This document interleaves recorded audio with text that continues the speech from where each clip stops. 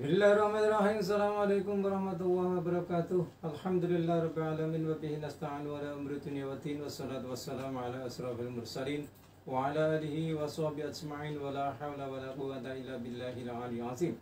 Raditu billahi rabba wa bil islami dina wa bi Muhammadin nabiyya wa rasula. Rabbi zidni ilma warzuqni fahma amin amma ba'd. Pendengar Radio Dais Masjid Agung Jawa Tengah dan juga pemirsa MABCD TV rahimahumullah, senang sekali pada sore hari ini kita bisa bertemu kembali di acara Tholabul Ilmi kita kajian sore Dais di edisi saat ini harinya Senin. Mudah-mudahan pendengar pemirsa masalah hari Senin tetap semangat ya. Pada edisi kali ini kita akan membahas lanjutan yakni tafsir Al-Qurtubi kita, yakni surah Ali Imran 143 yang pada intinya bahwa para sahabat itu mengendaki yakni yang mati syahid karena perang. Ya mudah-mudahan kita juga termasuk bagian dari itu, namun tidak perang, tapi jalan yang lain banyak sekali. Dan nanti seperti apa tentunya pendengar pemirsa bisa disimak dengan baik, dan nanti sesi kedua mohon bisa ada masukan live di 6746352. Alhamdulillah pada sore hari ini telah hadir narasumber yang setia menemani pendengar dan pemirsa, yakni Kiai Haji Ulil Albab Syekhul Sarjana Agama. Dia adalah pengasuh pondok pesantren Al-Ikhlas Perturungan Loh. Kita assalamualaikum Kiai. Assalamualaikum warahmatullahi wabarakatuh. Gimana Pak? Alhamdulillah. Sehat-sehat ya. Ya. Mudah-mudahan pendengar masih menanti terus ini ya. Nah, nanti untuk ilmunya ya. Ya, kita lanjutkan Ali Imran 143. Assalamualaikum warahmatullahi wabarakatuh. Waalaikumsalam warahmatullahi Pendengar sejarah Dudawa Islami Masjid Agung Jawa Tengah serta pemirsa Masjid TV, kita kaji bersama Ali Imran 143. Bismillahirrahmanirrahim. Walaqad kuntum tamannawnal mauta min qabli an talqauhu faqad ra'aitumuhu wa antum tanzurun. Sadaqallahu alazim. Walakot kuntum lan yakti temembus ono sapa sira kabeh mauni iku tamannauna padha malar mandar. Malar mandar itu sangat berharap sekali, bahkan seakan sudah di luar akal. Itu tamani. Kalau taroji itu masih masuk akal. Tamani. Jadi ceritanya itu ketika di antara orang-orang Madinah yang tidak ikut perang Badar, itu ketika tahu bahwa perang Badar ternyata menang, mereka pada menyesal. Tiwas aku ora melu. Melu aku kan yo umpama sukses berarti aku melu jarahan, umpama mati aku kan mati syahid. Maksudnya gitu. Aitamano asyhadata min qabli antal kauhu. Jadi mereka sampai berharap kapan ya ada perang lagi ya? Kapan ada perang lagi? Kami pengen ikut, kalau ada perang lagi kami pengen ikut. Mati syahid pun kami siap. Nah gitu. Sudah berjanji. Nah itu kan urung kelakon wis banyak janji seperti itu, karena itu bahasanya tamanau. Tamani itu artinya mengharapkan sesuatu yang belum tentu terjadi. Nah, belum terjadi kok. Apa yo mesti kon ana perang meneh. Nah gitu. Kan itu yang tidak rasional kan. Tapi ternyata mereka memang bilang seperti itu. Nah gitu.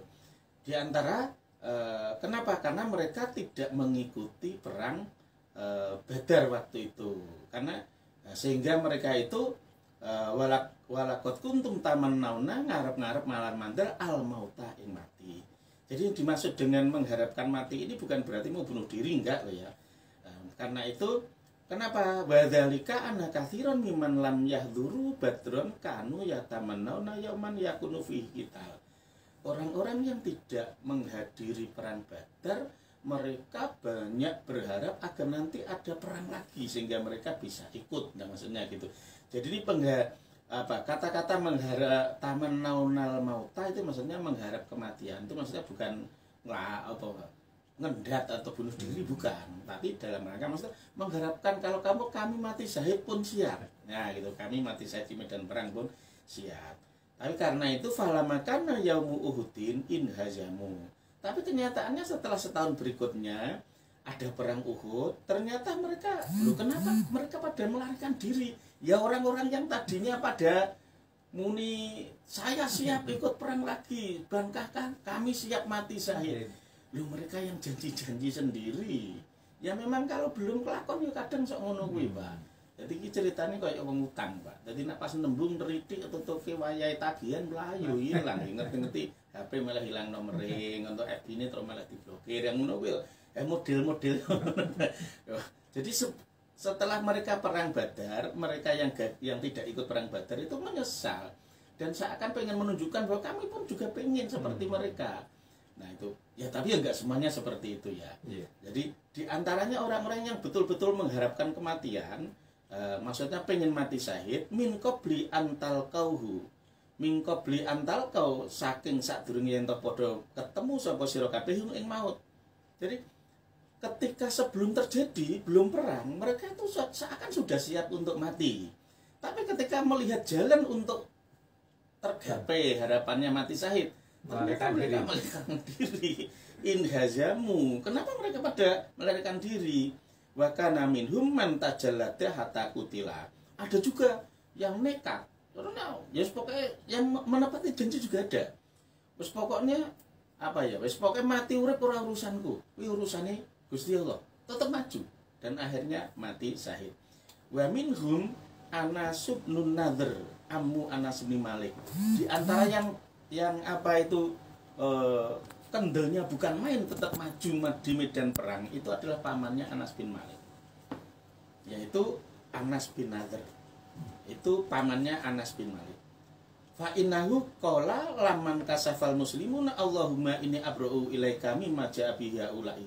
Ketika melihat orang Islam itu bubar pada lari, ini termasuk pamannya Anas bin Malik ini, Anas bin Nadhr, dia yang bilang, ya Allah, saya tidak mau terlibat dengan mereka yang melarikan diri. Saya tetap akan menghadapi musuh apapun yang terjadi.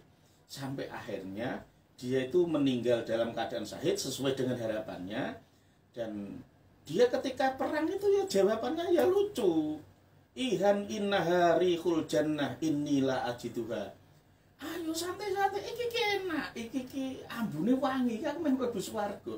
Jadi melihat musuh itu melihatnya ini jalur ke surga, Jadi tanpa rasa takut sama sekali. Bahkan dia menyatakan innahal rihul jannah, ini bau surga. Orang melihatnya itu pedang yang berkelebatan, bau amis darah, tapi dia menciumnya ini bau surga, Anehnya Anas bin Nadhr. Sehingga akhirnya memang betul ini. Dia akhirnya pun hatas tusida, sehingga akhirnya pun mati syahid. Diriwayatkan oleh Anas bin Malik, fama arafnahu illa bi bananihi wa wajadna fihi bid'an wa thamanina jirohatan. Menurut Anas bin Malik itu pamannya yang bernama Anas bin Nadhr ini tubuhnya luka lebih dari 83 luka. Baik tumbak, baik apa itu panah, baik itu pedang, sampai tubuhnya nggak bisa dikenali. Kecuali hanya karena gara-gara ini banana. Jadi gara-gara ujung jarinya ini masih diketahui. Ini nak jendek Pak Lekku. Jadi wajah sudah nggak bisa dikenali, tubuh nggak bisa dikenali. Yang bisa dikenali itu hanya gara-gara ada andeng-andeng yang ada di jarinya. Sidik jari dalam bahasa sekarang ya, sidik jarinya ketahuan.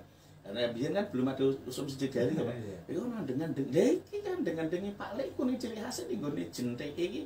Di ujung jarinya, di banananya ini ada tai lalatnya, baru ketahuan. Itu lukanya luar biasa. Ya ini bagi yang menepati janji ya, menepati janji karena memang tamannal maut min qabli antal kauhu. Jadi sebelum mereka itu diperang, mereka memang berharap untuk bisa mati syahid. Sehingga dengan indahnya ketika melihat kelebatan pedang, melihat mencium bau amisnya darah, dia pun bilangnya apa? Rihul jannah, inilah ajiduha. Ini bau surga, saya sudah merasakannya. Ya kalau yang seperti itu sudah ruhaniahnya sudah di sana. Ya mirip itu seperti orang-orang yang mau meninggal dunia tapi bukan di medan perang. Itu juga saya pengalaman pribadi, saya amati juga gitu, Pak. Jadi ketika orang mau meninggal dunia, itu ngomongnya sudah ketemu dengan orang yang sudah meninggal ya. Lagi mbak iki lho, padahal saya tahu lho wong wis mati. Wah iki wong iki awake ning kene rohaninya wis ning kono. Sudah ketemu dengan orang-orang yang sudah mati. Bahkan ada yang saya sempat ceritanya, gimana ya Mbak, saya kan wis jemput rene ya, padahal bapak saya sudah mati sudah lama. Tapi santri torekohnya itu Mbak Saida itu nyebut-nyebut terus. Pak saya kan bar saka kene bar nilai aku. Lah wis ngedep iki jasate jek urip tapi ruhaniane wis ning alam kono. Iku aku dijak wis dinteni arjak lunga jaroh bareng-bareng jamaah lho. Oh ya, saya jadi ingat ini. Oh iya, ternyata orang-orang ketika sudah ruhaniannya udah sana ya yang omongnya ya satu hat itu. Omongan yang istilahnya kayak orang lindur. Kayak orang lindur. Tapi memang ruhaniannya sudah lihat ke sana. Dan memang nyata. Saya berkali-kali ketemu dengan orang seperti itu. Atau ketika Mbak dulu mau meninggal juga gitu. Abah saya mau meninggal. Itu kurang lebih sekitar 40 hari sebelum meninggal. Beliau masih sakit tapi masih bisa ngomong biasa. Itu sudah ngomong bahwa Mbah Nyai Kasimah ini saya juga ibu ya padahal ibunya meninggal sudah lama sekali. Mbah Yai Bagus ya juga sudah datang banilai aku. Kalau nggak mau ngedek kok wis cerita ditilai bapak ditilai ibu padahal beliaunya meninggal sudah lama sekali, udah puluhan tahun yang lalu. Ya saya hanya merasa umur apa ya dan betul setelah di rumah sakit saya hitung itu dari mulai bilang seperti itu sampai meninggalnya kurang lebih sekitar 40 hari. Nah, jadi orang itu ketika sudah meninggal sebenarnya sudah ada tanda-tanda satu hatnya. Jadi omongan-omongan yang lantur yang sebenarnya menceritakan alam-alam sana. Itu artinya fisiknya masih di dunia, tapi ruhanianya sudah nggak di dunia ini. Ruhanianya sudah jalan-jalan keluar terus itu. Sehingga ketemu dengan orang tuanya, bahkan ketemu dengan gurunya. Nah gitu, ditengok oleh gurunya. Itu sebagai tanda sebenarnya ruhaninya sudah. Ya, sama seperti yang terjadi pada Anas bin Nadir. Sehingga ketika dia masih hidup, masih berani berperang, cuma dia bilang, kenapa kalian pada lari? Kenapa kalian pada lari? Ini bau surga. Saya sudah menciumnya, saya sudah merasakannya ini. Nah itu luar biasanya seperti itu. Itu diantara yang pemberani dan terus sesuai dengan janjinya. Itulah yang di alam-alam oleh Al-Quran, rijalun sodaku ma'ahadullah alaihi. Mereka adalah laki-laki yang jujur dan tepat dengan apa yang dijanjikan kepada Allah. Mereka kan menjanjikan siap untuk mati syahid. Dan betul dia melakukan. Ini satu di antara yang pemberani. Tapi juga ada yang ciri-ciri akhirnya melarikan diri.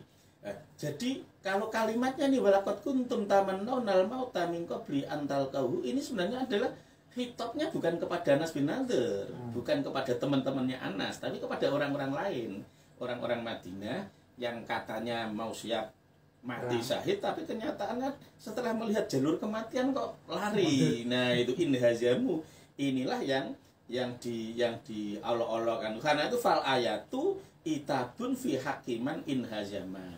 Jadi ayat ini bukan soal menceritakan atau mengolok-olok Anas bin Nadir dan rombongannya yang pemberani, tapi ini hitopnya adalah kepada fi hakiman dalam hakim wong inhazama kan melarikan diri sapa man. Itu adalah untuk orang-orang yang nggak sesuai dengan janjinya.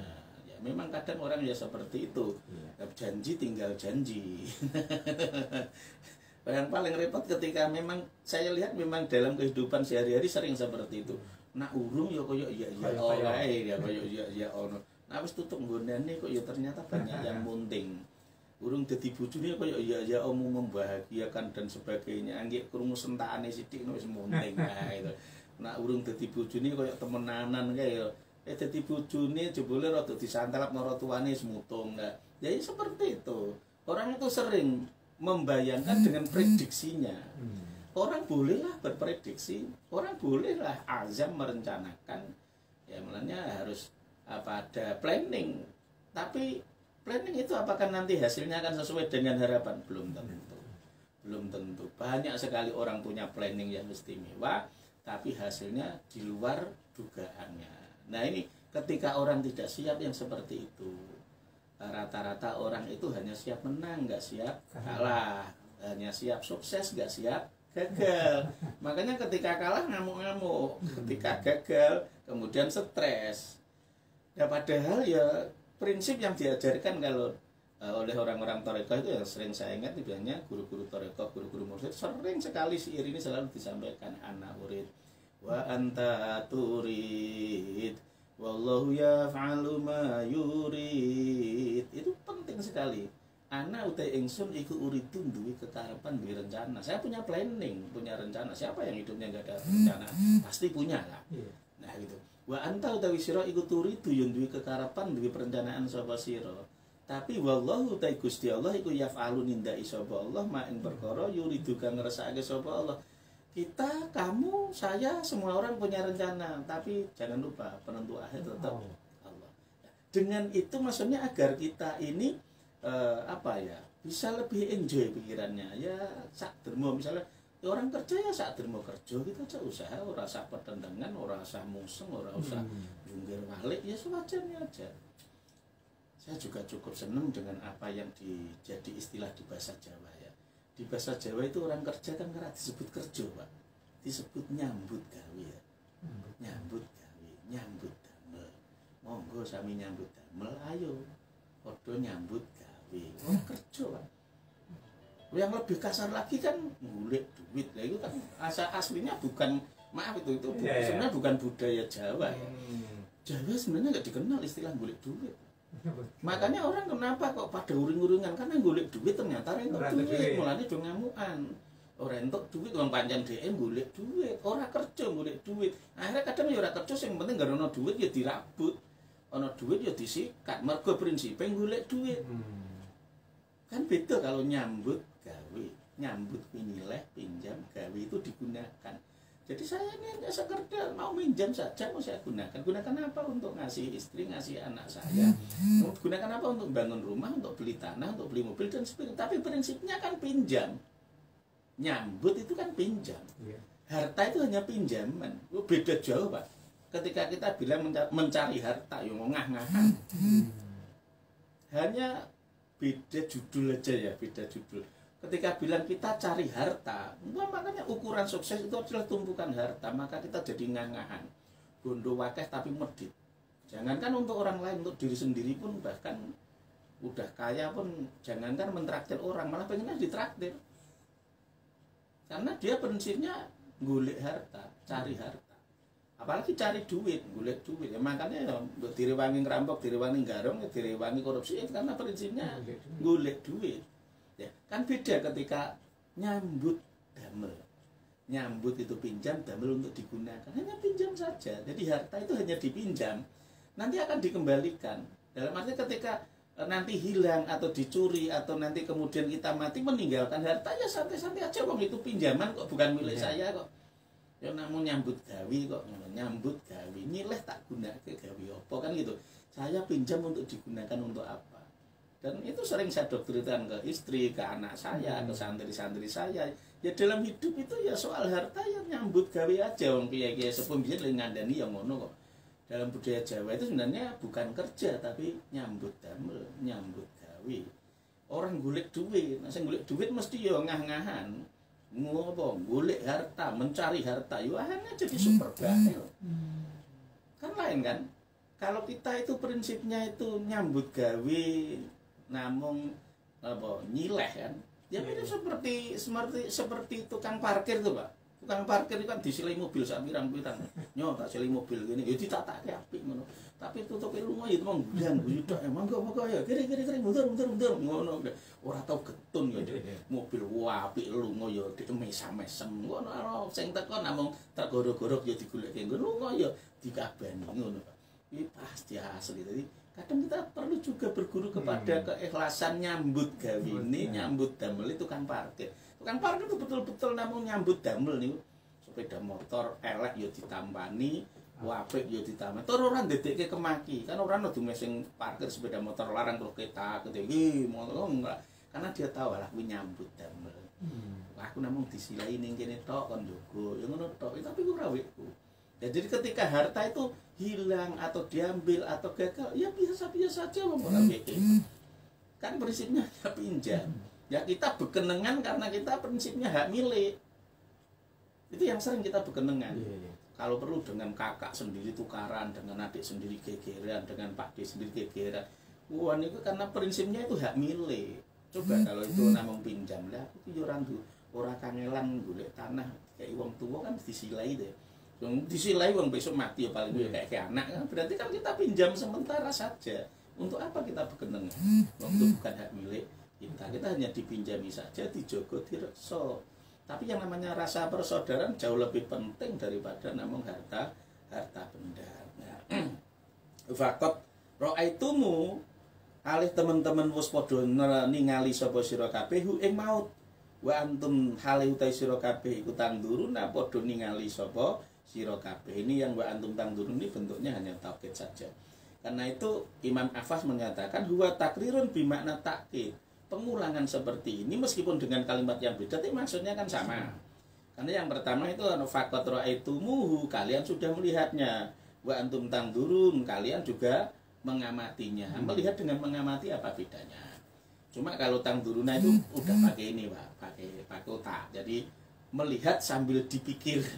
Tapi kalau ro'a itu melihat yang penting terlihat di mata gitu aja. Nah, misalnya saya melihat wanita itu ya weruh ngono tok wong aku ora wuto kan weruh. Tapi kalau tangdurun ya tak delok mbek tak pikir kok ayu men ya.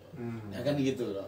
Kok semok men ya. Lah itu dipikir kok langsing men. Nah itu melihat sambil mikir itu bahasanya itu nadur tangdurun. Nah, tapi ini tetap gimana? Artinya mereka itu sudah janji-janji sendiri, katanya siap mati syahid. Mereka ketika melihat posisi itu jalur untuk mati syahid, kenapa mereka melarikan diri? Ya gitu, itu kan diolok-olok dalam ayat ini.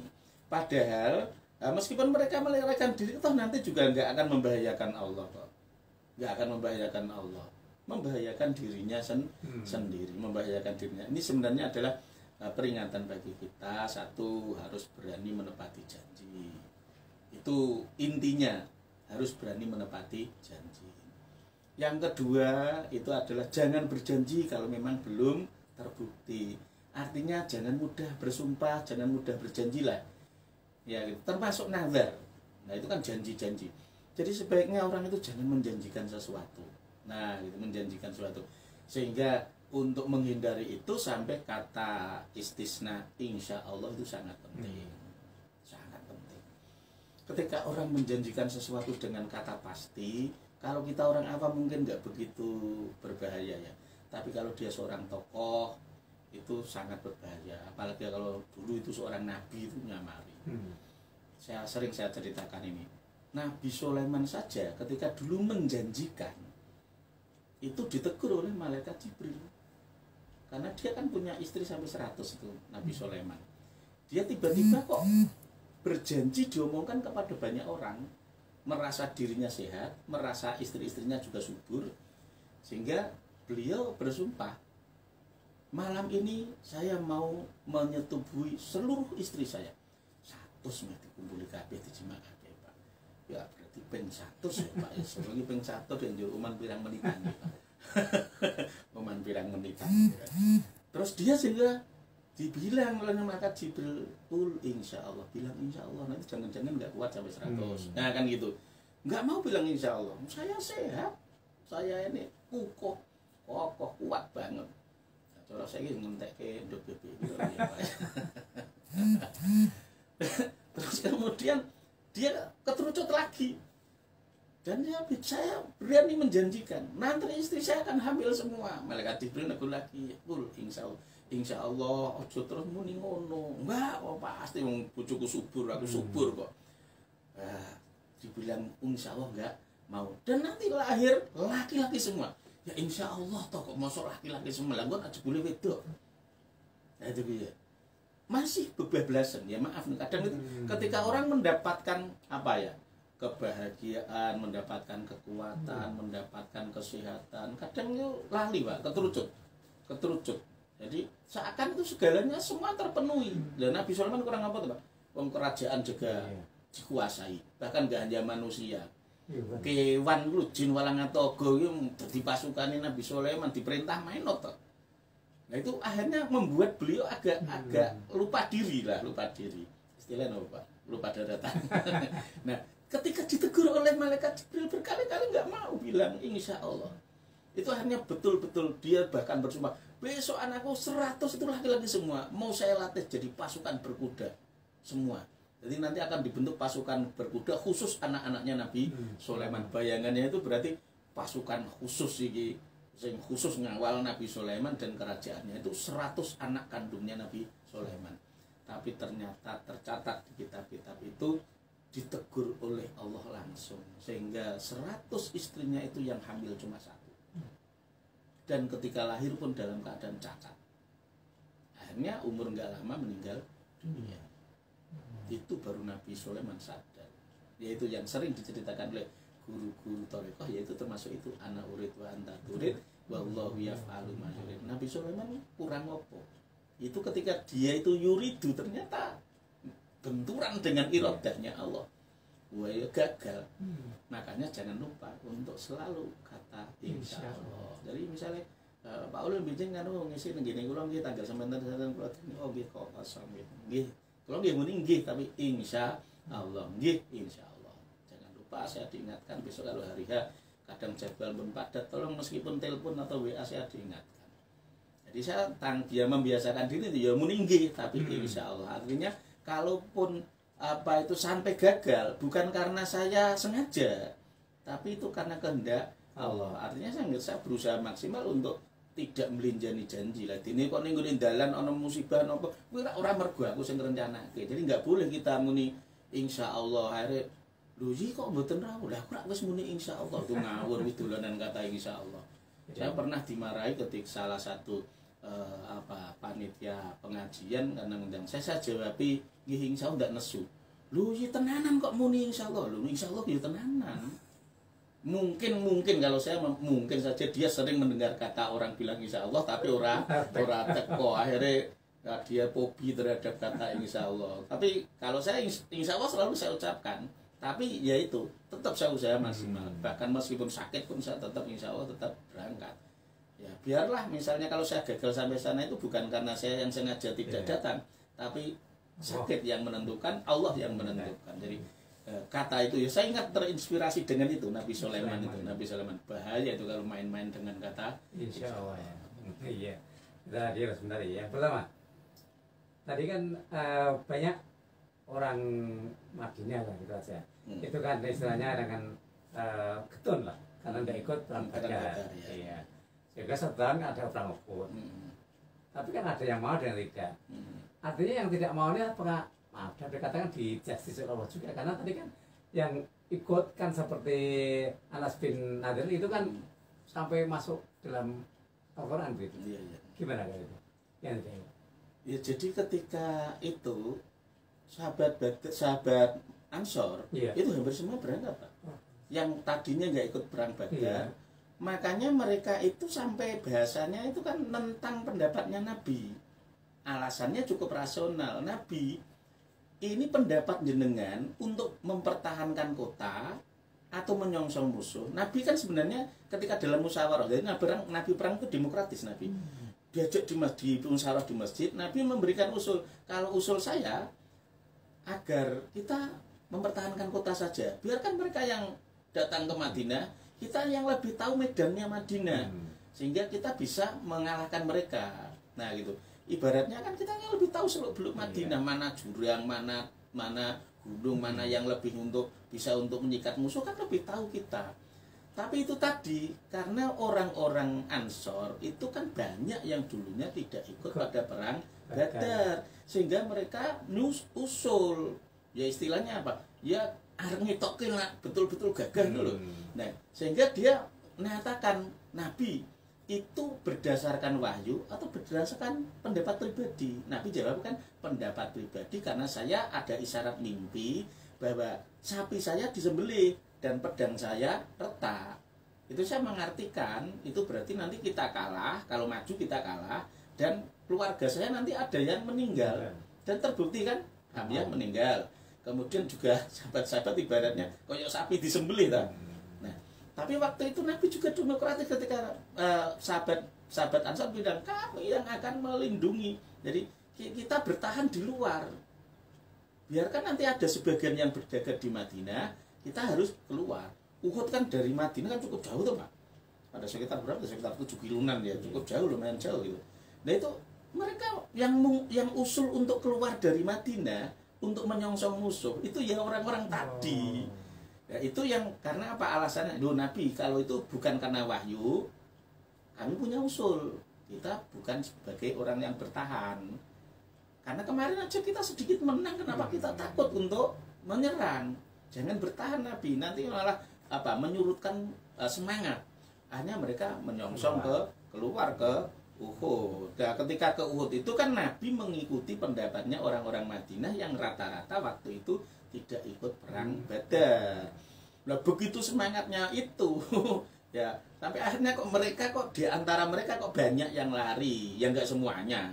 Tapi yang bertahan juga banyak. Sampai akhirnya mati sampai 70 orang, itu kan cukup banyak. Jadi yang membuktikan omongannya banyak, sampai 70 orang sahabat Ansor mati di perang Uhud. Nah, tapi kalau sahabat Muhajirin kan cuma 4 orang. Nah, sementara yang orang Ansor yang paling banyak sampai 70, itu mereka yang membuktikan bahwa janji mereka itu betul. Nah, sementara ini ada sebagian yang lain, itu ada yang modelnya gitu. Wih, itu semangat le usul ngejak metu. Saya ini kok terus ternyata kok pada melarikan diri. Nah, itu hanya turun ayat ini. Ya, tapi artinya apa boleh? Kalau kita menghadapkan mungkin mati perang, ketika kan boleh menghadapkan mati kan? Ya kalau itu jelas nggak boleh, nggak boleh. Tapi maksudnya mengharap mati syahid kan boleh toh. Artinya siap. Kalau saya mati syahid siap. Tapi tidak dalam rangka untuk bunuh diri kan enggak. Yang dalam rangka yang tidak boleh kan dalam rangka bunuh diri itu masuk kategorinya maksiat. Jadi sengaja pengen bunuh diri itu masuk kategori maksiat. Tapi kalau pengen mati syahid, ya banyak orang pengen mati syahid juga mati syahid. Berdoa. Ya boleh, boleh. Mengharapkan untuk bisa mati syahid. Tapi soal nanti dikasih mati syahid apa tidak kan urusan Gusti Allah. Karena kenyataannya banyak juga kan. Para sahabat-sahabat itu rata-rata pengen mati syahid kok. Tapi nyatanya juga nggak semuanya dikasih kesempatan untuk mati syahid. Nah, artinya ketika mereka ikut perang berkali-kali ternyata nggak mati syahid, ya mereka nggak bunuh diri. Karena mereka tahu bunuh diri itu dosa, maksiat itu dosa. Nah, artinya dari ayat ini ada dua kesimpulan bahwa kita tidak boleh untuk ingkar janji kan. Dan yang kedua adalah kita jangan sampai menjanjikan hal-hal yang belum pasti. Nah, iya, ya. Itu tadi makanya taman itu ya tidak boleh. Enggak, kalau kita orang itu kalau itu kan sekarang.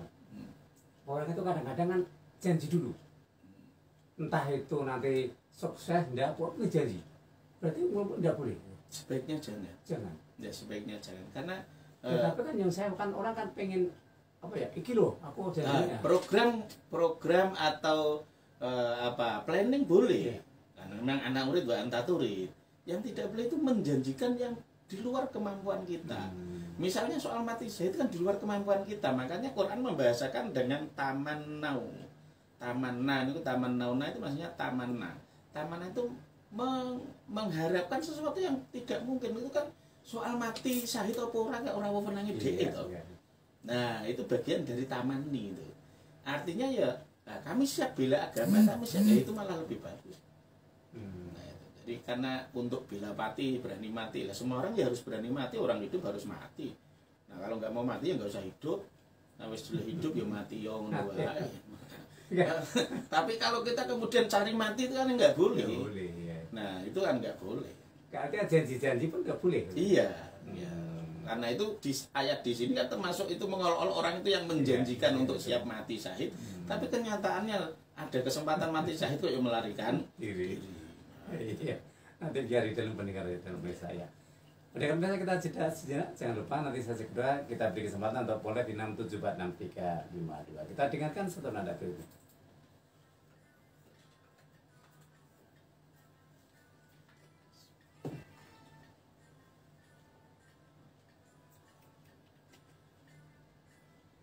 Jadi kalau jaringan masalah kayu yang di pondok itu caranya gimana ya gitu? Kayu apa?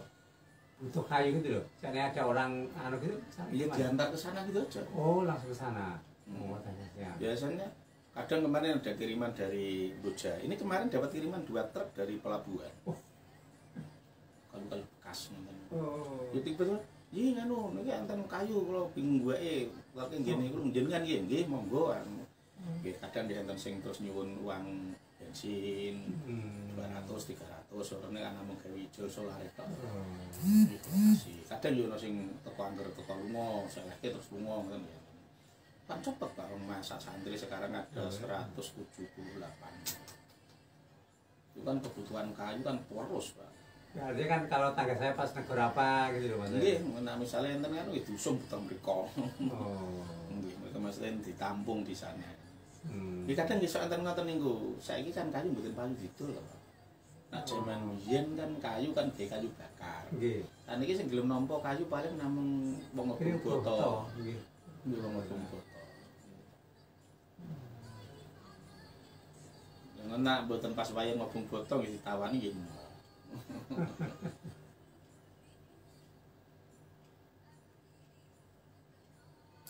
Kalau ini menembe kan untuk kiriman ini kurang truk, Pak.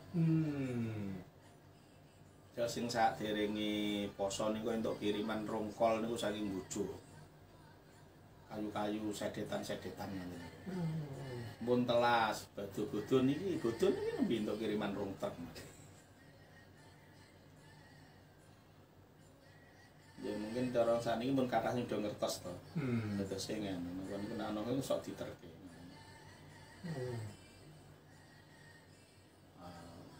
Nah, riyen kula ngantos tumbas lho. Dulu masih beli saya. Sak metere ngoten niku 20.000. Kan biasanya wong ibu to ditumpukke to Bu, Pak, tumpukan meteran setengah itu sak meter 20.000. Nggih, mangke pergi jipuk mriko, tapi ya carang cilik-cilik ngoten niku. Kula kan ya sipate mesake umur dalam didol. Ya njaluk oh, entar jam 1 meter. Ya mangken to kayak 100.000. Tapi mriki jipuk dhewe, Pak, wong tuwa. Dan niku bae pun mati. Akhirnya tangga teparo sane do ngertos. Lho, iki foto kali ki apa? Lah makane cah pondok semono ki apa nganggo gas LPG entek gas LPG piro? Akhirnya saat ini tangga teparo kadang yen sok ngetok ijati ngoten sedetane paling kula.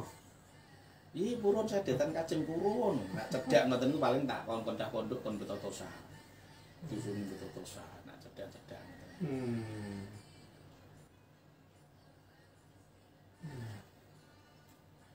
Ini kata kalau betul harus sing sok do pengertian ini.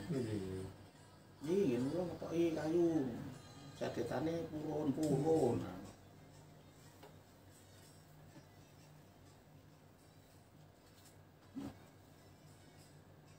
Alhamdulillah kita kembali di 107,9 MHz dan juga MAJT TV dengan ini Facebook Radio Dais dan MAJT TV serta langsung dari punyanya Jaya Ulil untuk Facebooknya. Monggo sekarang waktunya pendengar pemirsa yang mau live kita beri kesempatan 6746352. Tadi kita membahas surah Al-Imran 143. Monggo sekarang kita beri kesempatan yang boleh dulu 6746352 ada?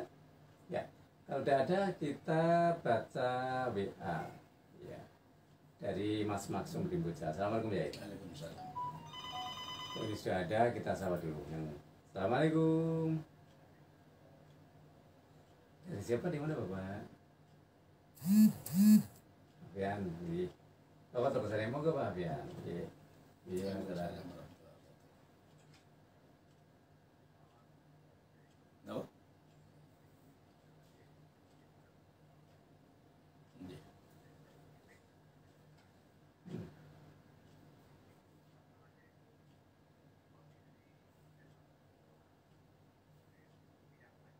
Iya.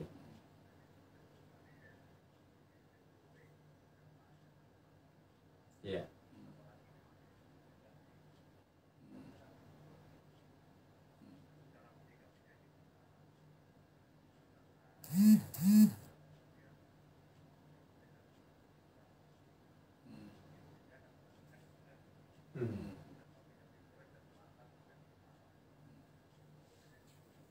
Ji. Ji. Ya. Waalaikumsalam warahmatullahi wabarakatuh. Afian. Mana nih? Cara menyikapi kiblat seperti ini. Jadi arah kiblat itu Quran pun bahasanya simpel. Fafalu wujuhakum satrul masjidil haram. Satro itu hanya kira-kira, Pak. Jadi yang ada di Masjidil Haram itu menghadap ke Ka'bah. Bagi yang ada di luar Masjidil Haram menghadap ke Masjidil Haram. Bagi yang ada di luar Makkah menghadap ke kota Makkah. Bagi yang di luar Arab Saudi ya menghadap ke kira-kira Arab Saudi gitu saja. Nah itu kan teknologi sekarang ditembakkan pakai satelit bisa kena ke arah Ka'bah. Tapi nggak harus seperti itu. itu. Jadi misalnya kemiringannya ada dan namanya juga satro. Satro itu kan kiro-kiro. Dan seandainya harus lurus itu betapa sulitnya pelaksanaannya. Karena masjid meskipun di ruang imamnya sudah diluruskan. Lah apa mengko sofe meh digawe melengkung ini, Pak? Karena kalau ditarik garis lurus, misalnya yang di imam lurus dengan Ka'bah. Nanti ketika bergeser sampai lima orang kan kalau ditarik sana kan sudah melenceng jauh toh, Pak. Apalagi kalau sampai sudah 20 orang itu kesananya apa terus masjid-masjid harus dibuat lengkung agar softnya itu nanti bisa lurus ke Ka'bah. Ya nggak harus seperti itu, Qurannya tidak bilang hida'ah, kalau hida'ah ya harus lurus ya, kalau satro ya kira-kira. Sama seperti ketika saya di sini, Pak Karno saya suruh ngacungi, Pak Karno rumahnya Pak Karno jenengan sebelah pundi jajil jenengan ngacungi, tak tarik garis lurus ora mau main jenengan.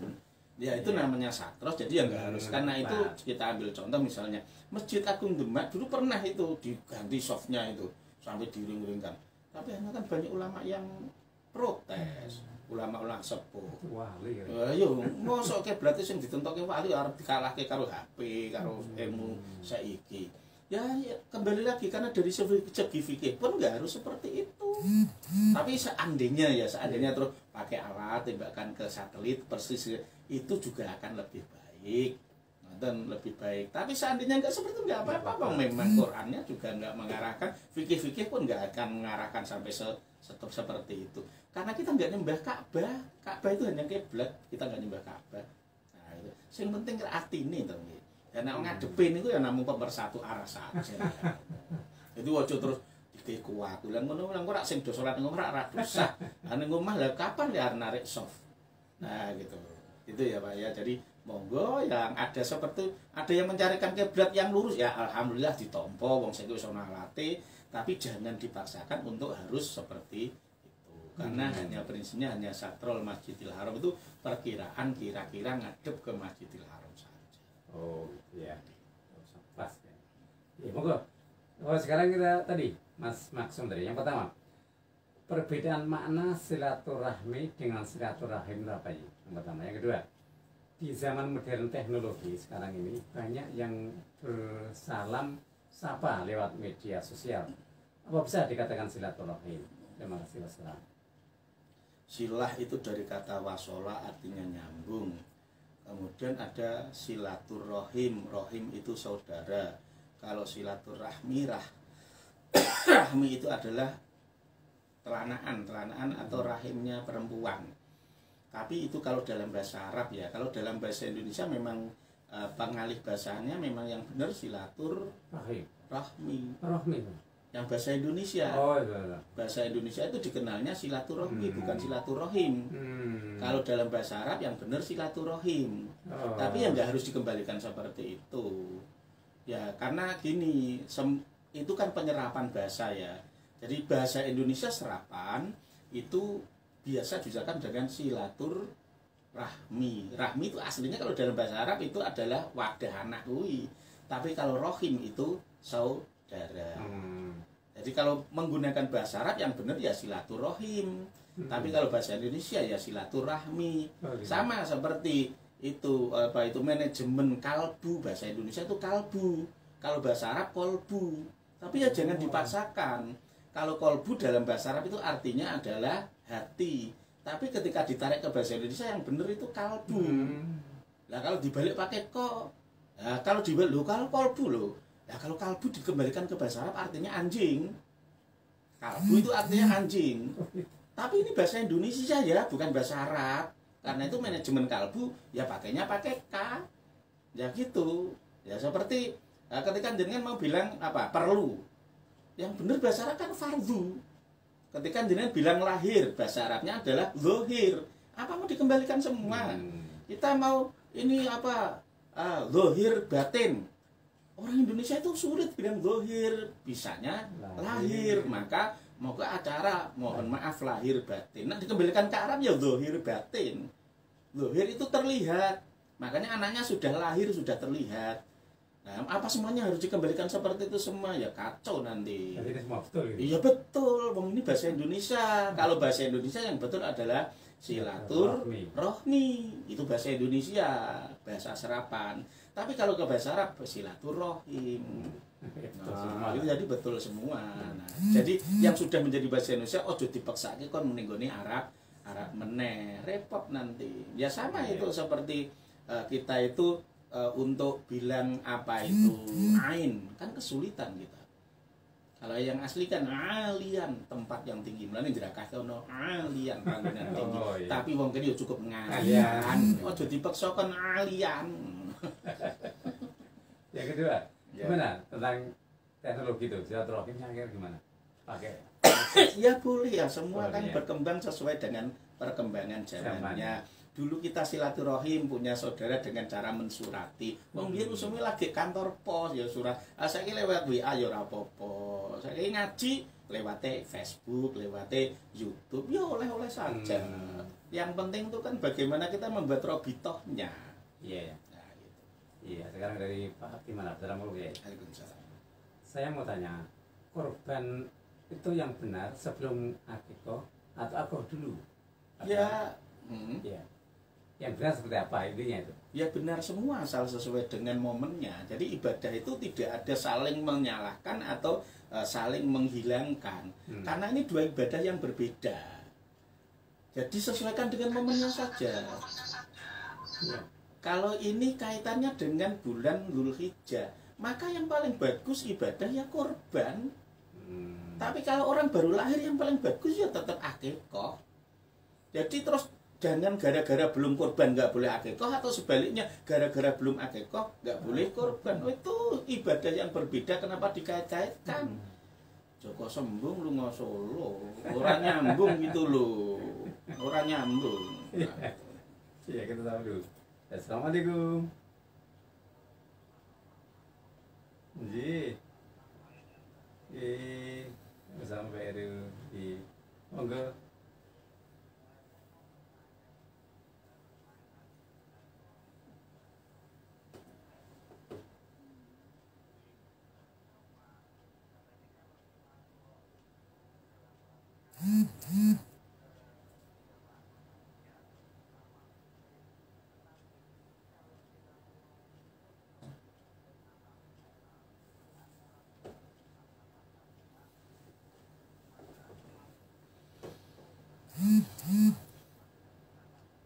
Iya.